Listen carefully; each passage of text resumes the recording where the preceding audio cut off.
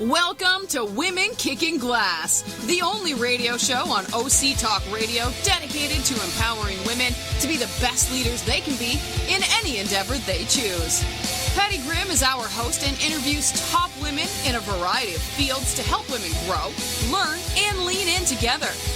Patty has over 25 years of experience in primarily male-dominated fields in senior-level management positions. Patty is the owner of Advantage Training Limited, an organizational leadership team training company. She recently released her new book for women called Quiet Women Never Changed History. Be strong, stand out, and stand up. With the subtitle, Let's Go Kick Some Glass. And that's what we're going to do this morning with some real glass kickers here in the room. Thanks, Paul. I am very excited to have Dr. Sandie Thomas with us. She is the director of the Global Center for Women and Justice at Vanguard University. We're going to talk about a very important topic today that most people, I think, in the U.S. are not aware how big this issue is. We're going to talk about human trafficking. It's much larger than I think any of us ever imagined, and it's right at our doorstep and around our corner and in our food courts and shopping centers happening all the time. So Sandie Morgan is recognized globally for her expertise on combating human trafficking and working to end violence against women. She began her anti-trafficking work in Athens, Greece, where she served as on the board of the Athens International Nurses Association, and she also serves on Orange County's Human Trafficking Task Force. And she returned full-time now to Vanguard University in order to expand global and capacity for research, education, advocacy, and directly related to the exploitation of women and children. I would ask our audience if you could raise your hand out there, how many of you actually realize how big of a problem this is in the U.S.? And I think most people would be shocked and surprised at how large this issue is. In fact, I was making a presentation last week to the Small Business Administration, and that day, the day I was making a presentation on women's empowerment, I picked up the Orange County Register, and here's 2 articles on human trafficking, and Sandie was part of that coalition that was going on. She has, for 5 years, she's produced the bi-monthly Ending Human Trafficking podcast, and bi-monthly human trafficking podcast, which was recognized by the National Clearinghouse on Youth and Families, Department of Health and Human Services, as well as a great way to get up to speed on human trafficking. As director at Vanguard Global Center for Women and Justice, she oversees women's studies minors as well as teaching about family violence and human trafficking.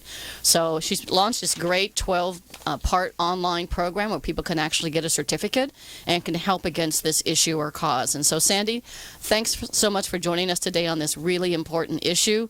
Tell us about your background, how you got to where you are, and how you started in this human trafficking endeavor. Well, first of all, thank you, Patty, for inviting me. Being a voice for those who have no voice is part of our Global Center agenda. We have a 3-pronged approach of study the issues, be a voice, make a difference. And if you don't study, you often have great intentions, but you say the wrong thing and you do the wrong thing. So it's a wonderful opportunity to be on your show. Thank you. So say those 3 things again, because I think that's really important. Study the issues, be a voice, make a difference. Studying the issues is why we started the Ending Human Trafficking podcast, and you can find 150 podcasts at endinghumantrafficking.org.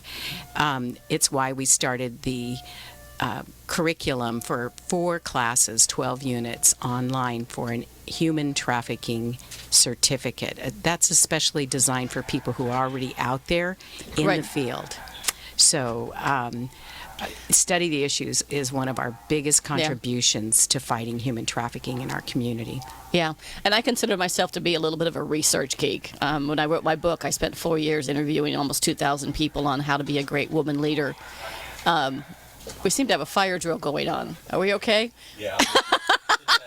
This is live radio. This is really, truly live. Right. And if there's a fire drill, we'll let them do the drill. But if there's a fire, we're leaving. Exactly. Yeah, that's right. So how did you get started in this endeavor? You were in Athens, Greece, and how did you get started? I was already working on women's advocacy, publishing a magazine for women on family issues. In Domestic Greece. violence was a huge issue. Yeah, my husband was there as the director of Hellenic Theological School, and so I wanted to to be busy, and I'm a registered nurse, but they didn't recognize my license. So I discovered that public health issues were just a great door to addressing women's issues.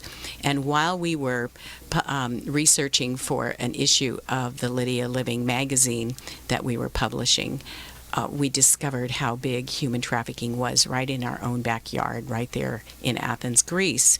I became a volunteer for the Doctors of the World. I worked with our embassy, worked in our community with the Athens Bar Association.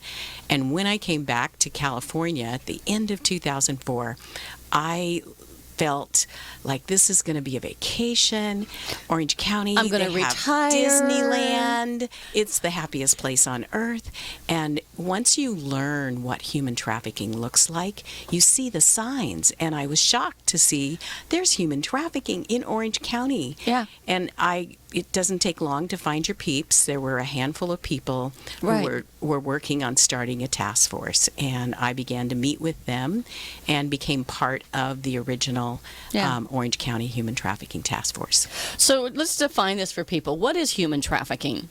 Human trafficking has three main elements. When someone's been recruited, obtained, transported, although being transported across a border is not a necessity.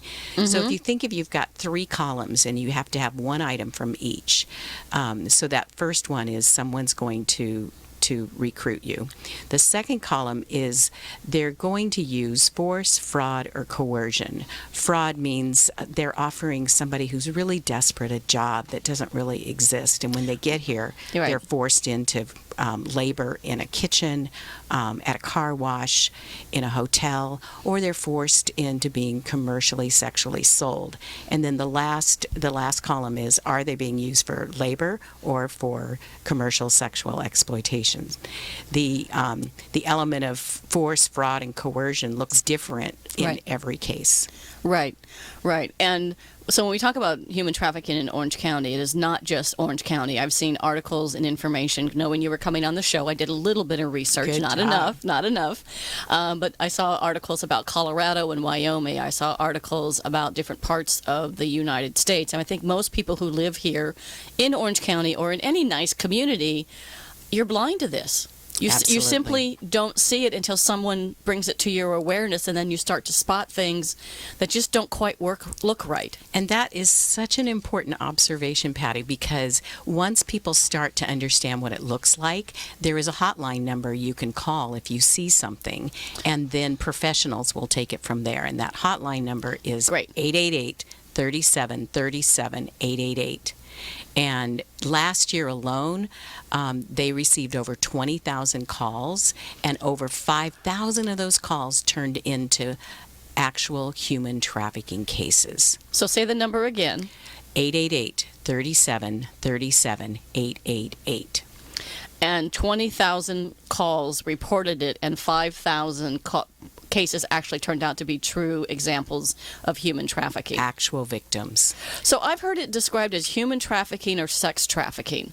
Is there really a difference, and if so, what is it? Yes, actually, one of the myths out there is that all human trafficking is sex trafficking. Right. And sex trafficking is actually more formally identified as commercial sexual exploitation, and the commercial defines it as someone is making a profit.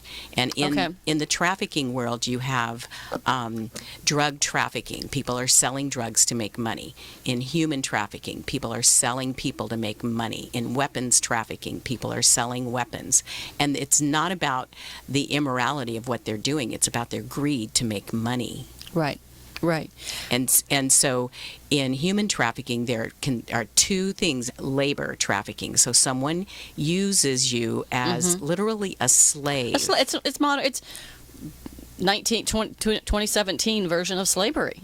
And, I sometimes talk to businessmen in Orange County because they're like, oh, it doesn't affect me. And it's like, when you're competing for a contract in any kind of service work or construction or whatever, if the other company has workers that are not being paid, and they're being exploited through force, fraud, or coercion, that's human trafficking, they undercut your bid.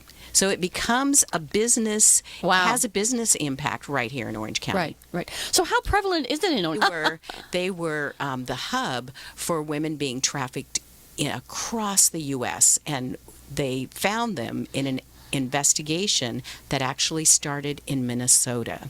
So Orange County not only is a destination, but it's also a hub for operations because we're so close to the coast and all of those things. Our district attorney's office has prosecuted and gotten convictions on over 150 cases of human trafficking. Unbelievable.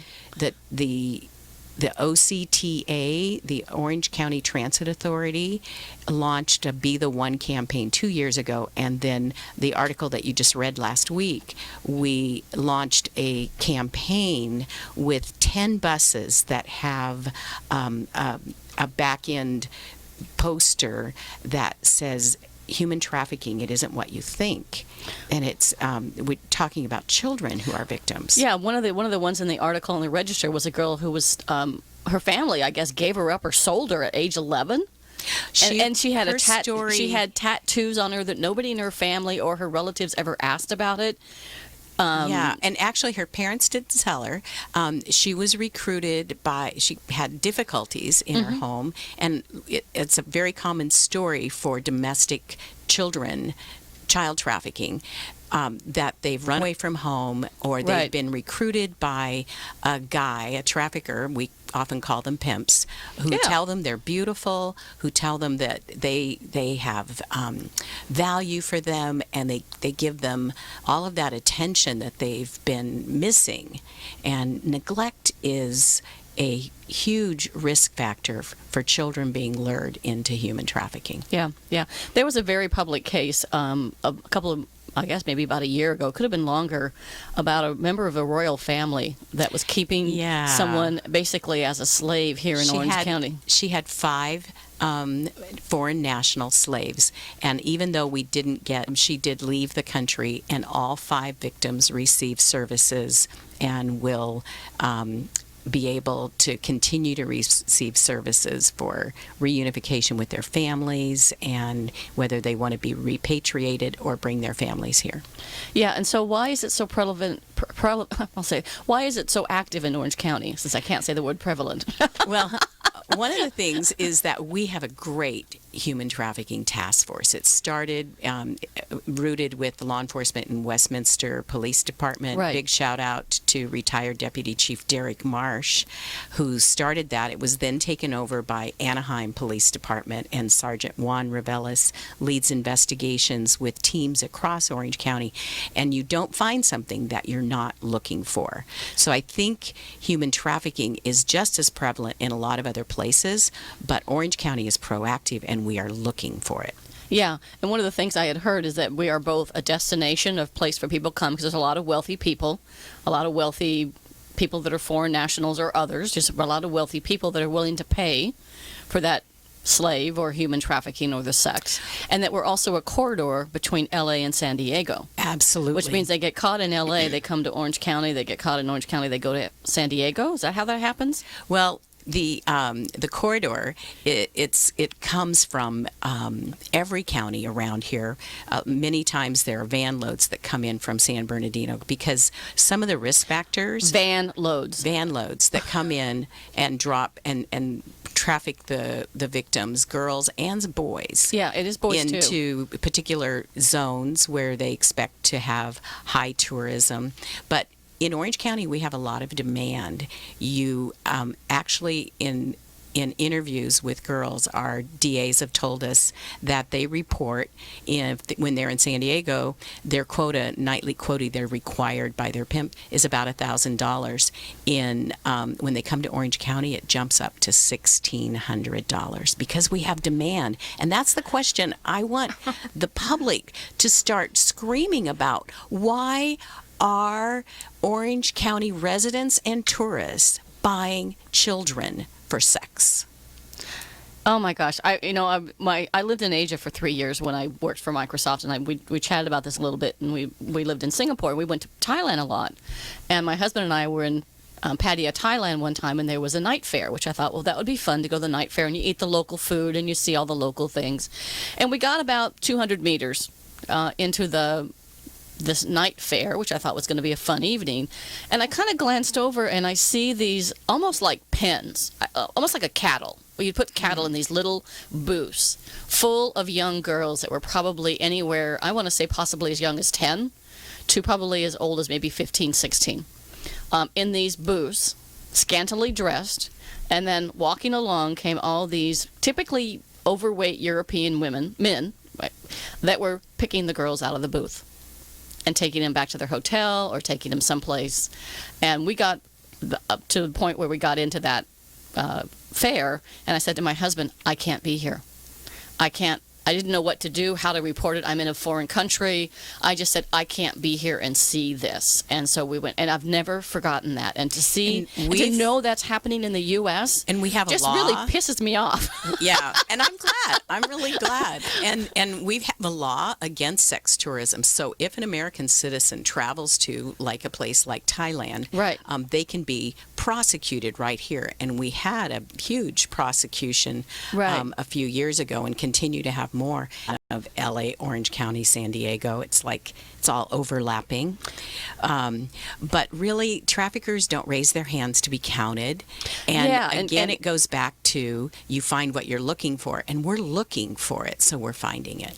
Yeah, and I know I've got listeners from Seattle since I worked for Microsoft. So I've got people that I know are listening from Seattle. So the top three are San Francisco, Seattle, and Orange County.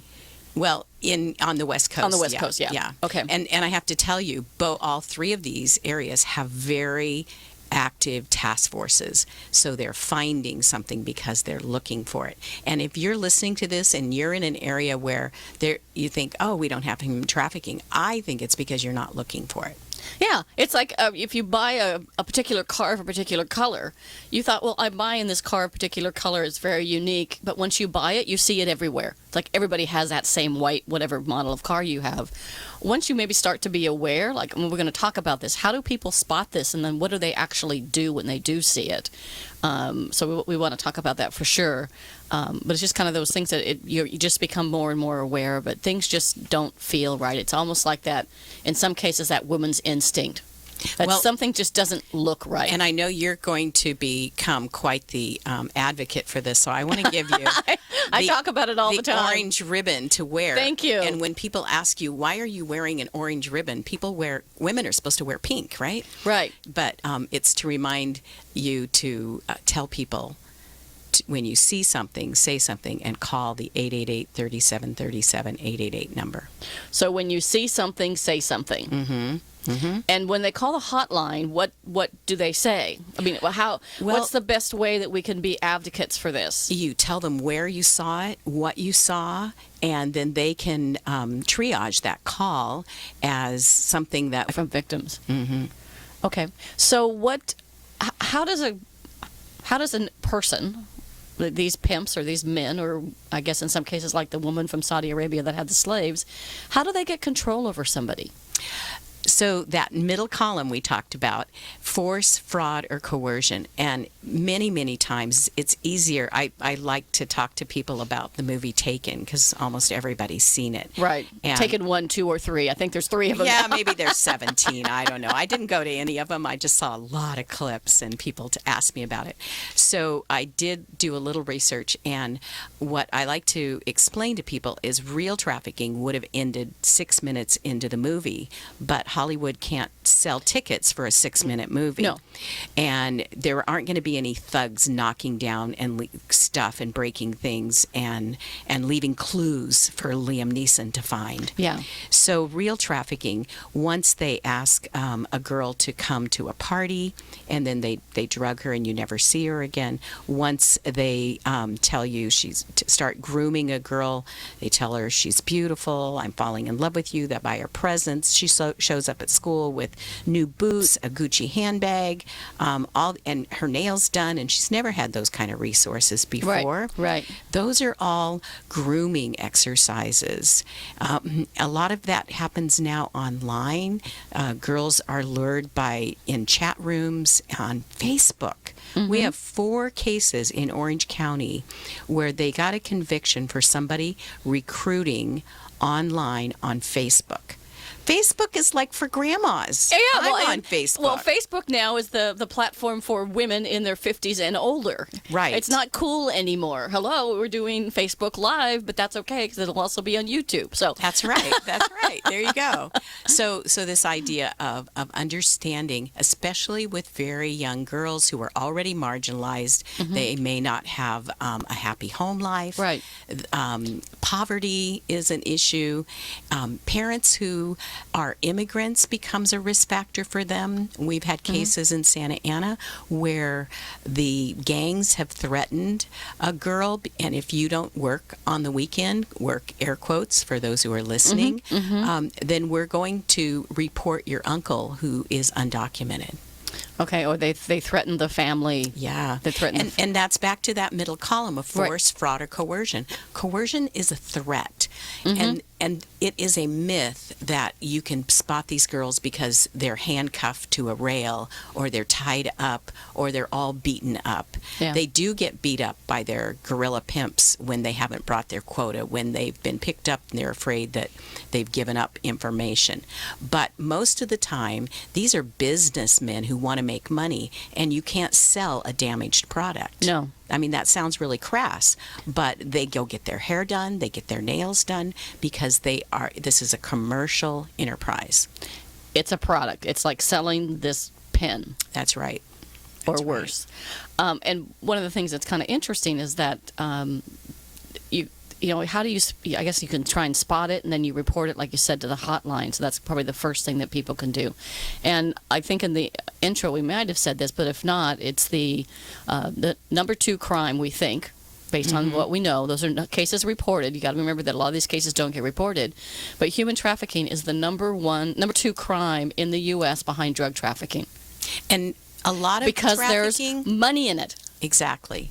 And a lot of trafficking that's represented here in the United States is in the form of products that we get cheaper from other countries where slavery is used, right, where human trafficking is. So, for instance, when you're shopping and you think you're being really smart because you're buying the cheap chocolate, you may actually be creating demand for cheap chocolate that is made by using child slaves on the west coast of Africa.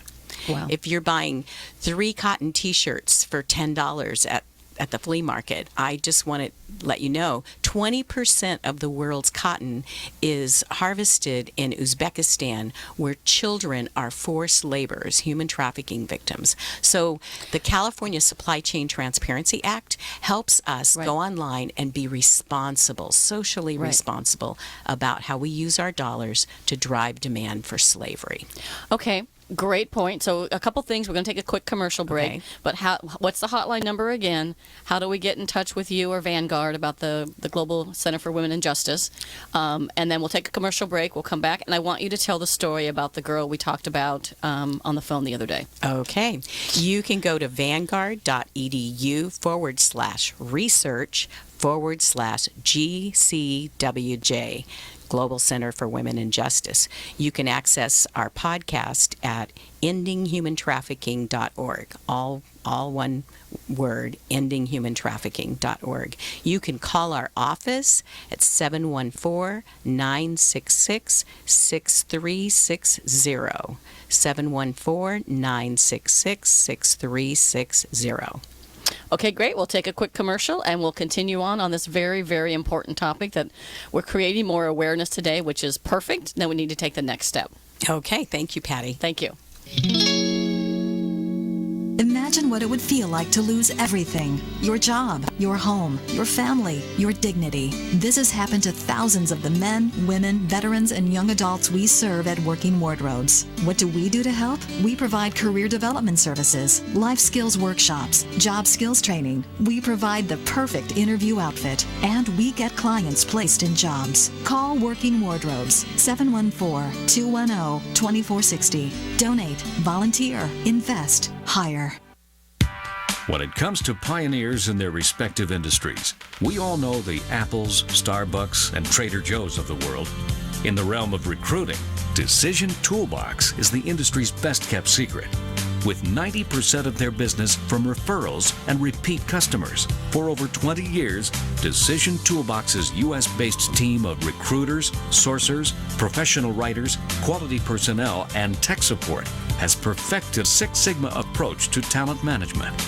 No matter the size of the project, Decision Toolbox delivers incredible results. A cost per hire less than half of what contingency firms charge, with the winning candidate presented in an average of 14 days, all with a 12-month candidate warranty. With results like that, Decision Toolbox won't be a secret for long. Visit us at www.dtoolbox.com for more information. Patty and her guests. I just have to say I'm sitting here dumbfounded listening to this whole conversation about the size of the issue and the fact that it goes beyond simply sex trafficking, which we assume there's some of, into just domestic labor trafficking. And then it extends worldwide because, gee, we think we're smart because we're buying all this cheap stuff and all we're doing is encouraging child labor or trafficking in some other country. Yeah, it's interesting. So this is Patty Grimm here with Dr. Sandie Morgan from Vanguard and the Center for Women in Human Justice. I'll get that out. Sandie and I were talking before the show about a particular case that just really tells a story that I think everybody needs to hear. So if you could talk about the individual in the case that happened recently. Well, the girl who was in the article about the CSEC launch of our OC Transport Authority, we have a poster with the hotline number again on 10 buses in Orange County, because you can be the one, that's the OCTA motto, to make a difference in a child's life. And Ori was one of the speakers at the press conference. Right. She is an articulate survivor voice now, but when she was 11 years old, she was recruited by a trafficker who identified her as being alone, being marginalized, and neglected, and he played on those emotional issues of a young person entering adolescence, and told her she was beautiful, bought her presents, and groomed her, and then began using her for commercial sexual exploitation, selling her to people right here in Orange County. At 11 years old. That's right. And she was a trafficking victim from the time she was 11 to 15. And really, her restoration story is a collaborative that included our juvenile justice people, nonprofits, through Crittenden, through Orangewood, our Human Trafficking Task Force, our Orangewood Foundation. They've all been, one organization is almost never responsible for one story. It takes a community to come around a child. Yeah, and I heard this many years ago as well, is that the reason the girls end up in these situations is because they don't have a sense of belonging, they don't have a sense of family, they have low self-esteem. And I actually heard a little bit similar thing, that the reason young boys go into gangs is because they get that sense of family and identity they're not getting at home. Well, and is there a relation? Yeah, there is a correlation here. Yeah, the belonging is a big piece. Yeah, gangs are a little bit different because in so many neighborhoods, they're your security, so you really don't have a choice about joining from a security perspective. Also, we've had some gangs evidence that one of their initiation rights. About 10 years ago, all the gang leaders that had been put in prison before all got out. And now, they're businessmen. They're not there to have an initiation where you have to shoot a cop or something. They want you to do something else that shows your subjugation to the gang.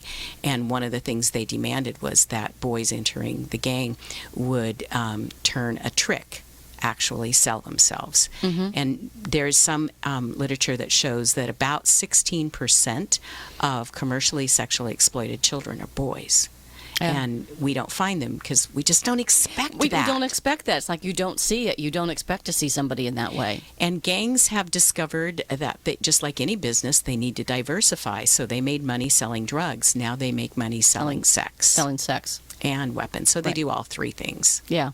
Yeah. You've also talked about in California, California passed a law that actually kind of the wording of the law or something that happened ended up the death of a young girl who was trafficked. Oh my goodness! I'm so glad you brought that up. I'll probably cry talking about it. But you can't cry because if you cry, I'm gonna cry.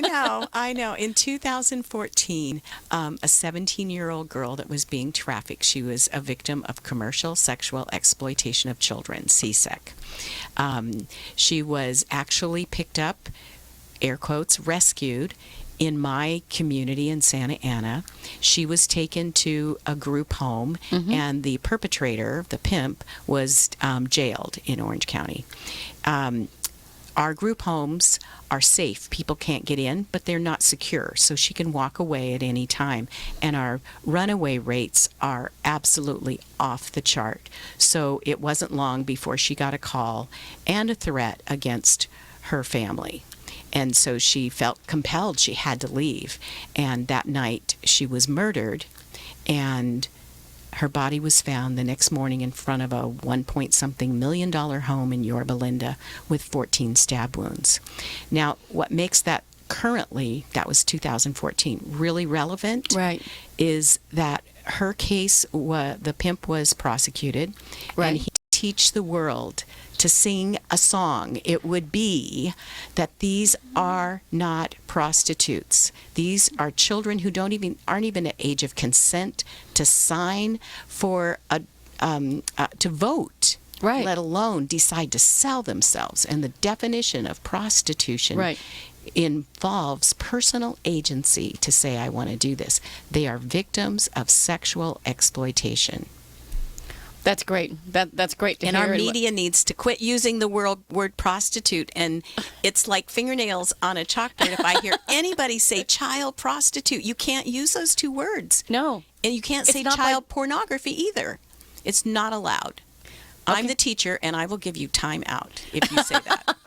I'll have to write on the chalkboard 25 times. 25 times. This is not. That's right. It's not. Okay, that's good. So why has it progressed so far? Why is this kind of just?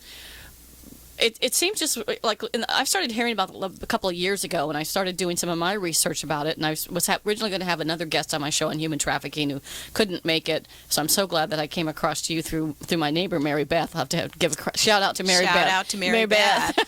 Yay, Mary Beth. We were walking our dogs and we were talking. She goes, "Oh, you need to meet Sandie." So immediately within a couple weeks we had this scheduled and ready to go. So that was kind of how quickly it had. But why has it gotten so big? Because it's just.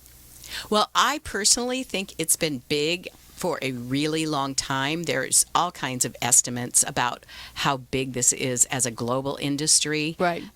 Some people don't include sex trafficking. Some people don't include labor trafficking. So 91 billion was the latest number.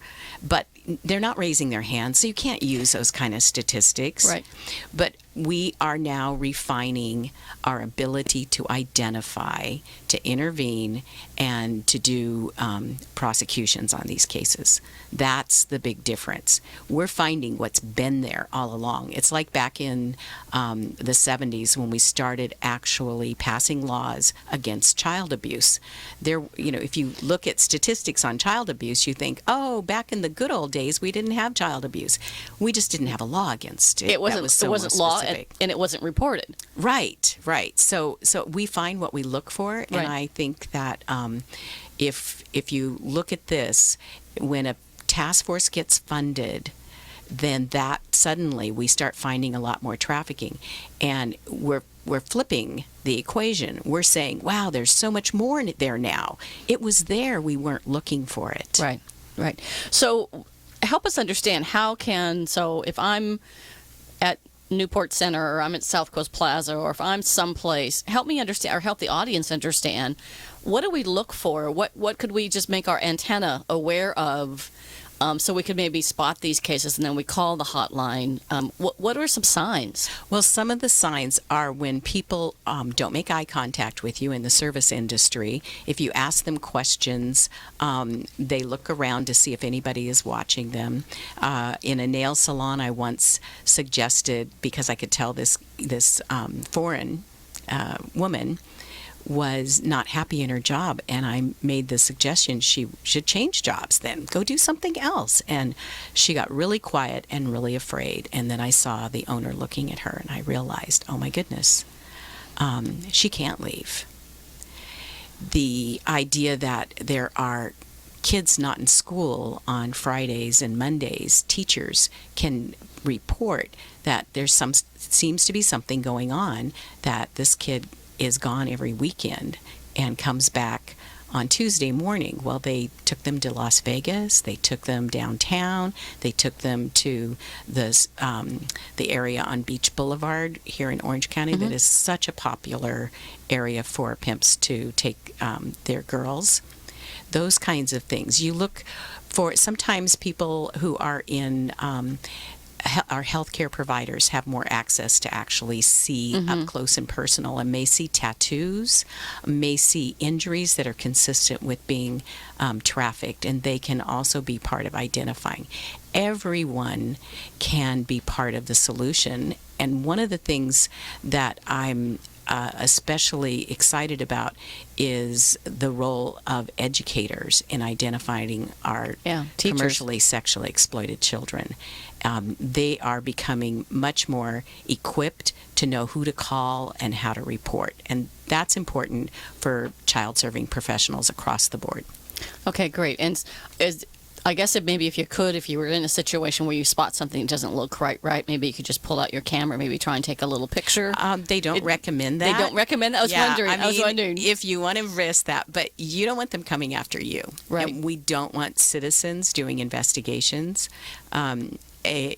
Sometimes that is a possibility, but don't try to do that. We've had some really difficult circumstances where citizen investigations have gone very awry and not been safe. So don't take a picture with your camera. No. If you're far away, maybe.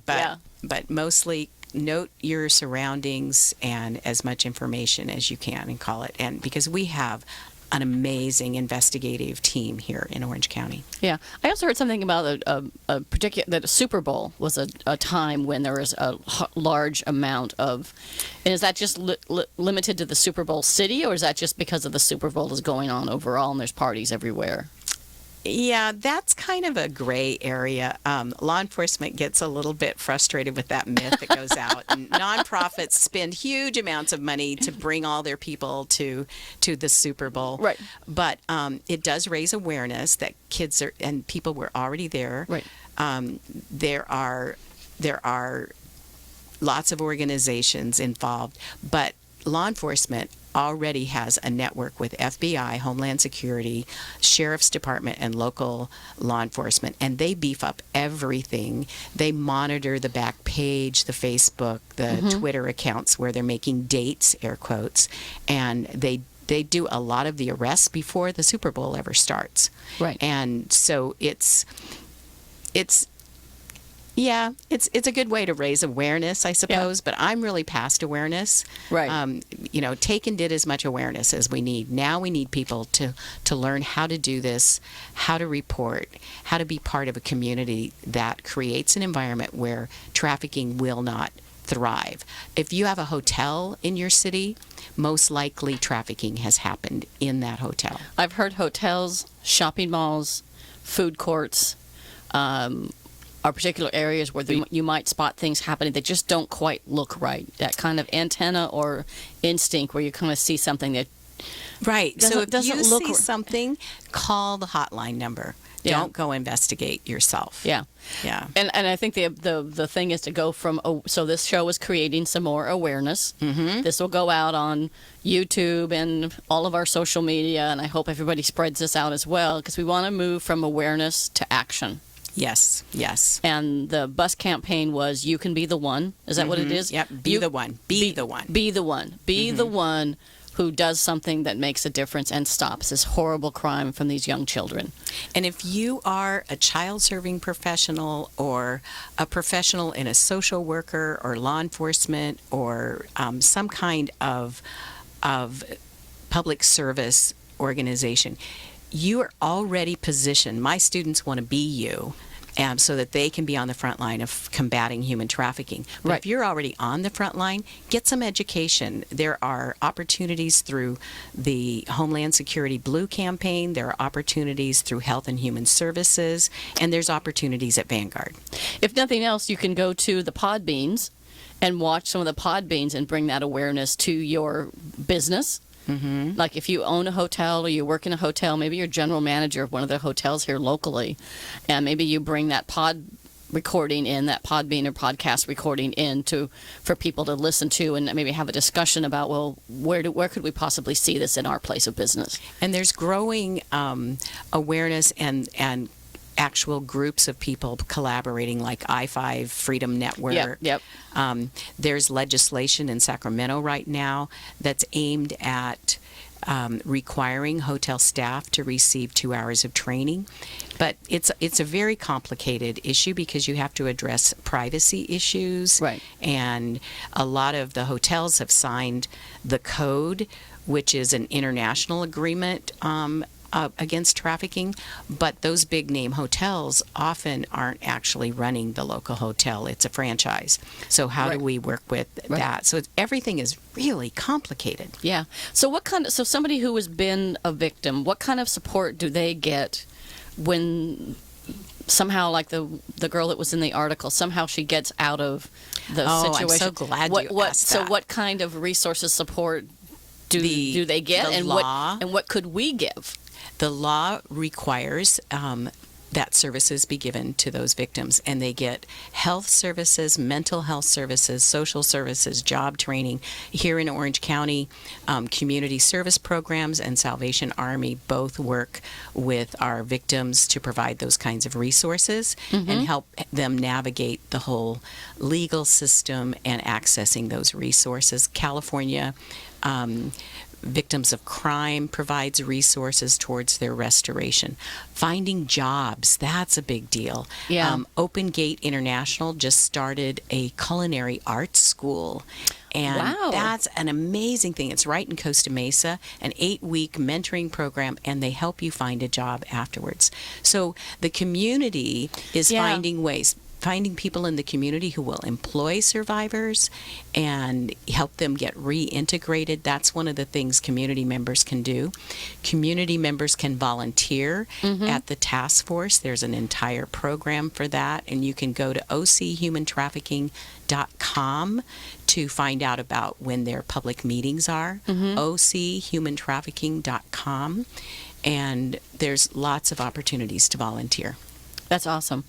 That's awesome. And I think in years ago, when some of these things were happening, not just on the human trafficking side, but just even getting women off the streets who have been homeless, or women veterans. There's a huge problem with women veterans that are homeless. But the idea originally was that we'll give them a nice hairdo, we'll give them makeup, and we'll make them look pretty.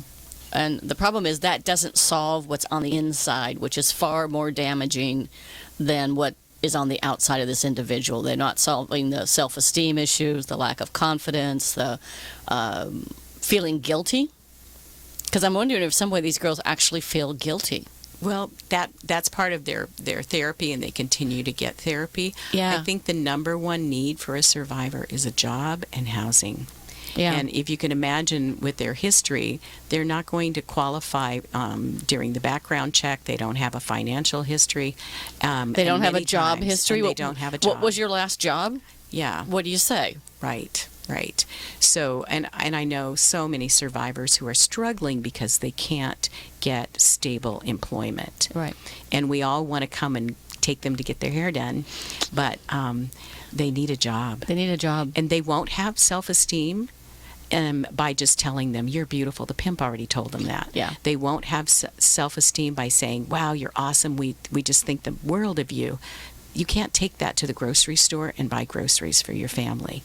And there's a lot of stigma with staying on food coupons and things like that. Job builds your self-esteem overnight. We have to have action, not just words. Yeah, and so what tools do these victims need, or what could the community be providing? Providing them jobs, yes. Jobs. Job training programs.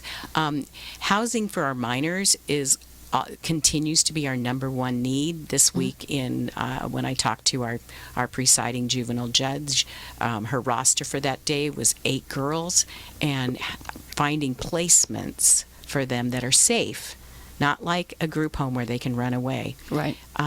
Those are key pieces of this, and we need the entire community to surround us to be able to have dedicated housing for CSEC kids in Orange County, dedicated housing that is safe and secure, and meets all of our government regulations. I can't even begin to tell you how many people I've talked to who've asked me for advice, and they want to start a home, and when it all finishes, they are only licensed for adults 18 and over, because it's much more difficult, much more rigorous process. Right. And we need that. That's what we need in Orange County.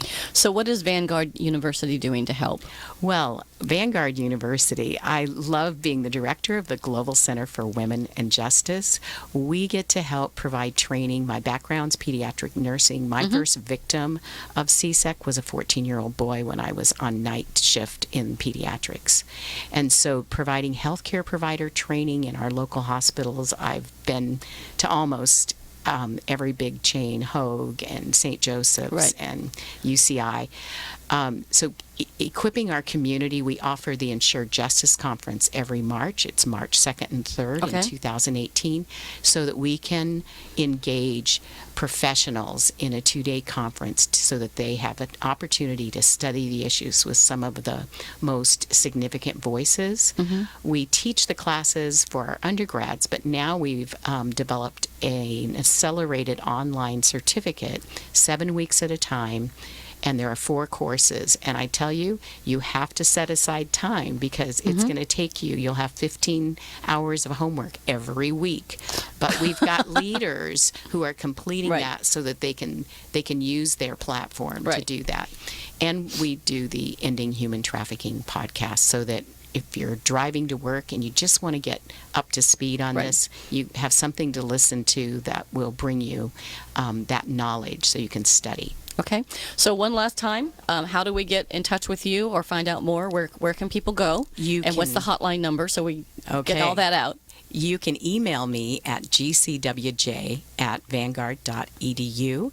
You can go to our website, vanguard.edu/research/GCWJ, and you can call our office, 714-966-6360. But if you see something in the community, don't wait to call my office. They're only open 8 hours a day. Call the hotline, 888-3737-888. Thank you, Sandie. This has been great, and I hope we've got people that are not only listening to this, but will pass this on to their friends and the people they work with, because I think we all need to come together to move from awareness to action and be the one. Thank you Be the so one. much. Yeah. OCTA is going to love it that you did that shout out for them. Watch for those buses. And we're partners. Right. And so in the bottom right corner is the Global Center for Women and Justice Vanguard logo. Okay, great. Great. And I have a couple words in closing. So this is Patty Grimm with Women Kicking Glass.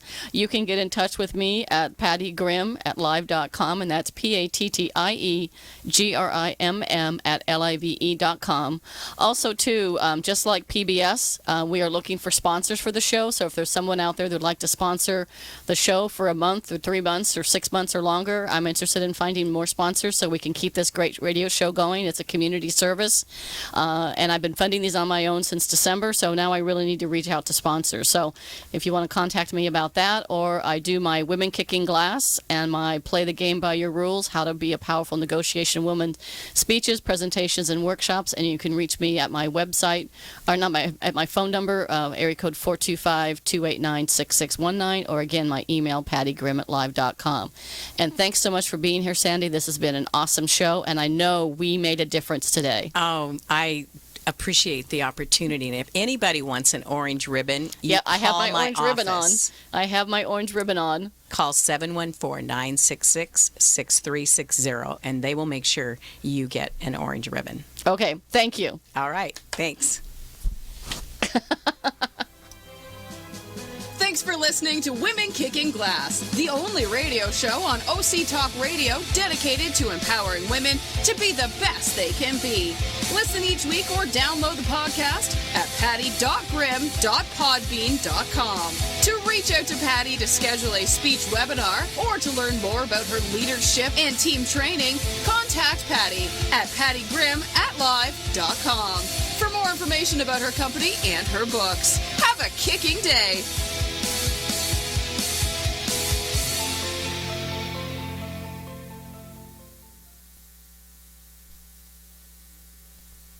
Live from NPR News in Washington, I'm Lori London. President Donald Trump is vowing to work on speeding up approvals for highways and other projects. Speaking today at the U.S. Transportation Department, Trump says the White House is setting up a new council to help project managers navigate bureaucratic hurdles, improve transparency, and get permits faster. For too long, America has poured trillions and trillions of dollars into rebuilding foreign countries while allowing our own country, the country that we love, and its infrastructure to fall into a state of total disrepair. The president said this week he wants to put $1 trillion into fixing the nation's aging infrastructure, but it's not clear how to pay for that. Earlier this morning, President Trump got back to tweeting after virtual silence on Thursday. He's asserting that testimony by former FBI Director James Comey on Thursday before the Senate Intelligence Committee was riddled with false statements and lies. He tweets, the Comey testimony represents, quote, total and complete vindication in the political furor over Russian meddling in the U.S. election last year. Turkey's president has approved legislation to deploy troops to Qatar. The Gulf nation has been isolated in recent days as several of its neighbors severed ties. Dalia Mortada in Istanbul has more. Turkish President Recep Tayyip Erdogan approved a plan to send troops, warplanes, and warships to Doha after several of Qatar's neighbors severed ties with the Gulf nation on Monday. Bahrain, Egypt, Saudi Arabia, and the United Arab Emirates are among the nations to cut ties with Qatar, accusing the nation of supporting Islamist militants as well as their adversary, Iran. Turkey has maintained a strong relationship with Qatar in recent years. Both nations have supported the Muslim Brotherhood in Egypt and backed certain groups fighting against the regime in Syria. For NPR News, I'm Dalia Mortada in Istanbul. In Iraq, authorities say a suicide bomber has killed at least 21 people in an attack near the Shiite holy city of Karbala. NPR's Allison Muse reports no group has yet claimed responsibility, though ISIS has taken credit for similar attacks. Iraq's Interior Ministry says a suicide bomber struck a marketplace in the southern province of Babylon. It's a Shiite majority area. The Sunni extremist group, the Islamic State, considers Shiites heretics and has previously attacked Shiite pilgrims headed to and from Karbala. When IS recently attacked an ice cream shop in Baghdad full of families celebrating Ramadan, it said it was attacking Shiites. Iraq's Ayatollah Sistani downplayed the sectarian nature of the attack in his Friday sermon, saying the terrorists have no religion. Alison Muse, NPR News, Beirut. On Wall Street, the Dow is up 87 points at 21,269. This is NPR. Paris and Los Angeles are the International Olympic Committee's picks to host the 2024 and 2028 Summer Games. In announcing its proposed picks today, the IOC Executive Board didn't address which city will go first in 2024.